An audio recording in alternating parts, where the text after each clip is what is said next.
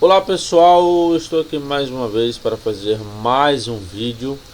No vídeo de hoje eu quero falar sobre a problemática e interpretação de William Barclay sobre 1 aos Coríntios 7:36. Aqui eu peguei duas traduções, tá? Diferentes, porque caso você leia aí uma ou outra e elas mostrarem alguma diferença, você já vai saber o porquê. Beleza? Então eu peguei aqui a King James, de 2001, e a tradução brasileira e o texto grego aqui para fazer algumas considerações para trabalhar aqui a interpretação que William Barclay ele dá sobre 1 Coríntios 7:36, beleza?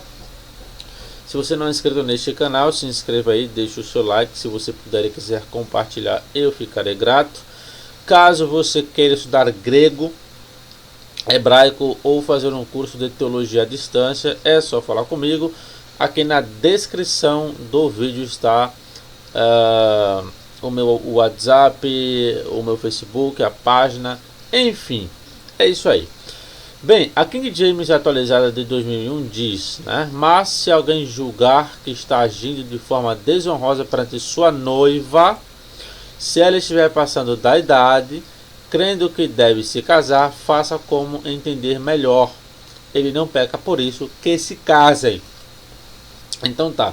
Então a King James, né, fala que alguém está agindo de forma desonrosa perante sua noiva. Então esse alguém aqui, obviamente, é o noivo, né?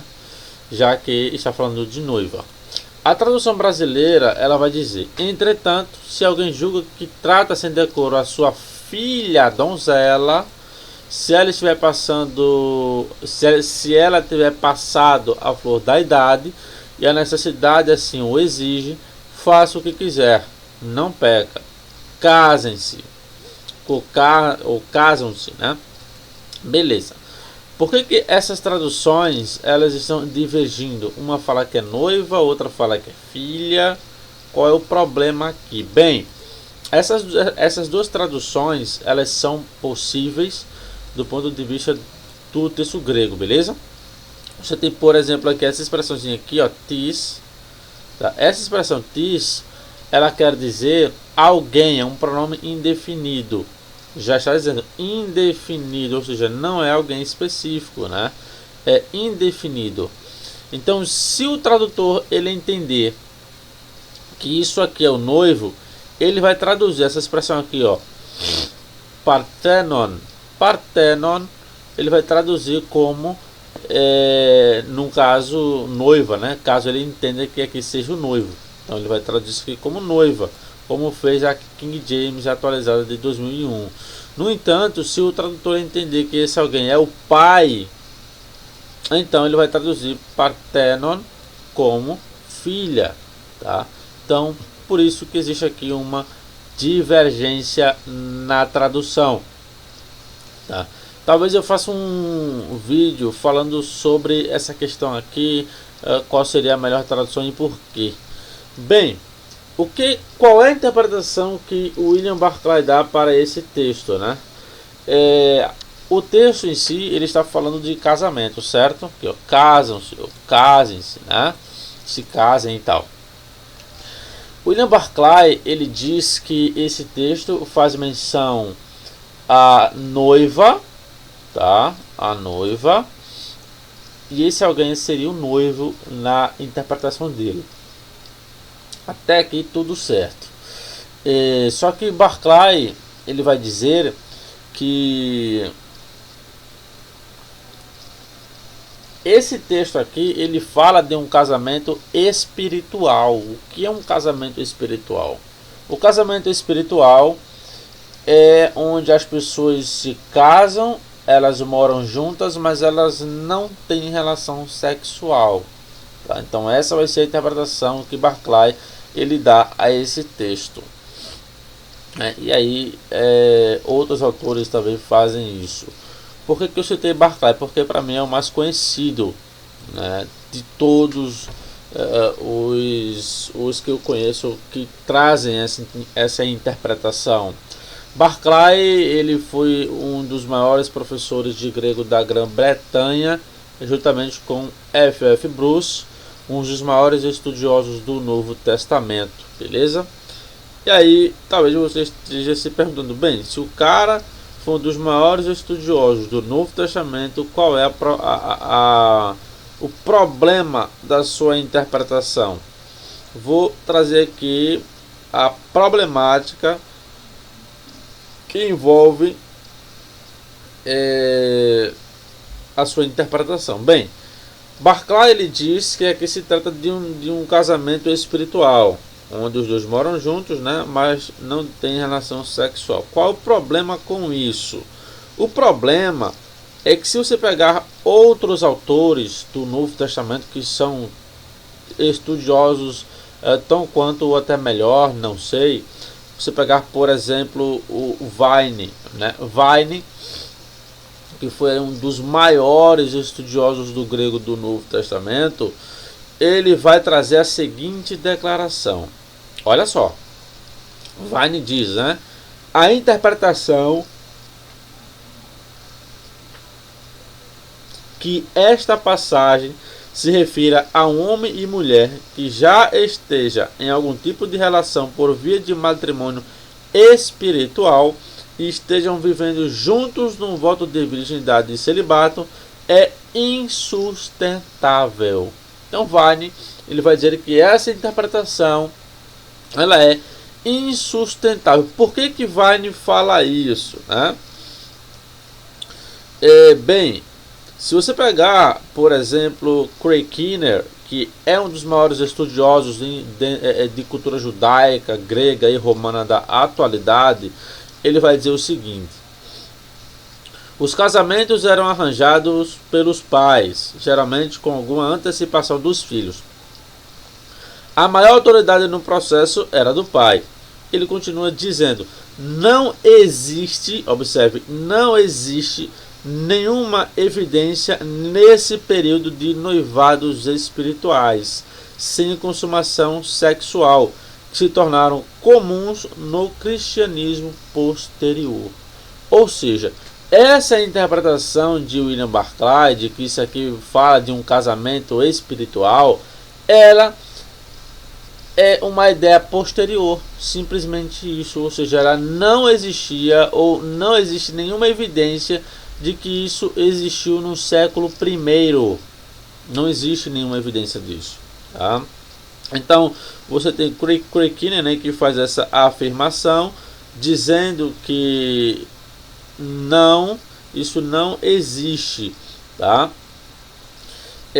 Outro autor que eu posso citar aqui, F.F. Bruce, né, comentando, ele vai dizer o seguinte, né, ele vai trazer as interpretações desse texto. Ele vai dizer que ela pode ser entendida de três maneiras. A primeira, refere-se ao pai e a sua virgem, quer dizer, a sua filha. No caso, a tradução brasileira estaria correta, né, se essa fosse a interpretação. 2. Um casal envolvido num casamento espiritual enquanto mantém um celibato, onde vai traduzir Moffat e Neb. E 3, um jovem e sua noiva, onde vai aqui traduzir a NVI e a NTLH. De acordo com a opção 1, o pai era responsável pelo casamento da filha, mas se ele acha que está tratado sem decoro, como fala a Ara, a sua filha, está agindo de forma injusta ao não arranjar casamento para ela. E se ela tiver passado da flor da idade, na idade para casar, mas cuja beleza da juventude começando a murchar, então ele pode arranjar um casamento. 2. Se o casamento espiritual for a interpretação correta, então os versos 36 e 37 estão traduzidos como na RSV, a não ser pelo fato de que Parthenon se torna noiva espiritual ou de celibato. F.F. Bruce continua falando: essa prática existia no século II e foi condenada por Cipriano no século III, mas não existe evidência de que tenha existido nos dias de Paulo, tá? Então F.F. Bruce, outro autor, outro estudioso do Novo Testamento, afirma que essa interpretação ela existia no século II. e que não existe evidência de que tenha existido no século I. Então, tanto F.F. Bruce quanto Craig Keener, ambos estão aqui falando que essa interpretação, que essa ideia, ela não existe no século I. Ela é de uma ideia posterior, tá? Outro autor que também fala sobre isso, tem vários autores, né, na verdade, que vão falar sobre isso, que é Champlin, né? Champlin também ele vai tratar sobre essa questão, dizendo que isso aqui não existe também nos dias de Paulo nenhuma evidência de um tal casamento espiritual, tá? Champlin vai falar isso em seu comentário. Outro autor, né, um dos maiores eruditos do Novo Testamento aí, que seria o Leon Morris. Leon Morris, né, da Universidade de Londres. Ele vai dizer que isso aqui, essa interpretação, né, de um casamento espiritual ou de um noivado espiritual, ela só passa a existir ali no final do século II. Tá? Ela não existia antes disso. Eu vou ler aqui o comentário dele para vocês verem o que é que ele diz sobre isso, tá? Leon Morris, ele vai dizer aqui o seguinte, algo muito interessante, né? Aqui ele vai estar falando sobre esse texto, as problemáticas, questão de tradução, e aqui em uma parte ele chega e vai dizer o seguinte, ó.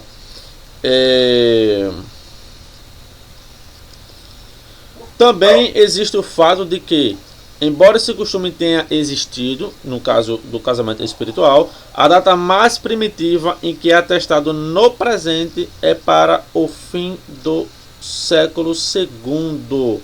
Não temos razão para pensar que tenha existido dentro da igreja cristã tão cedo como na ocasião em foco.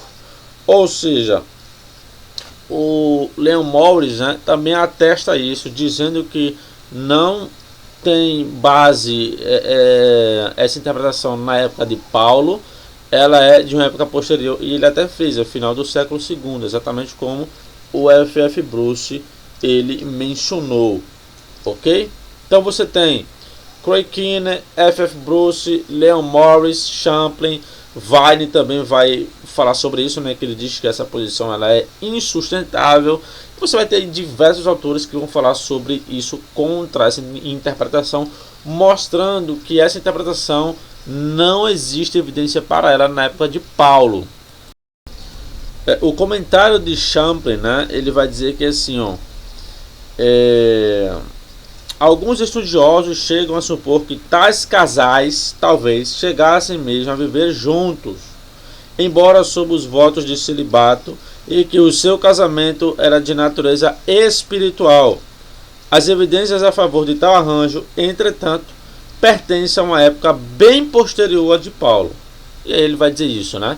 Que isso é de uma época posterior. Então, isso aqui é uma interpretação problemática dada ao texto. Por quê? Porque ela é uma interpretação que não tem base na época de Paulo. Você não tem registro que confirme isso. Apenas no final do século II, né? Como mencionei os vários autores que eu citei. Tá? Então, essa interpretação ela é problemática por causa disso. Beleza, pessoal? Então é isso aí. Eu vou ficando por aqui. Espero que vocês tenham gostado do vídeo de hoje. No próximo vídeo eu pretendo falar talvez sobre esse texto aqui, envolvendo aqui as problemáticas que envolve, né, a questão de tradução desse texto. É um texto muito complicado de se trabalhar, de se traduzir, certo? Então é isso aí, que Deus abençoe a todos. Não se esqueçam de se inscrever no canal e ativar também o sininho das notificações, beleza? Que Deus abençoe a todos vocês e até o próximo vídeo.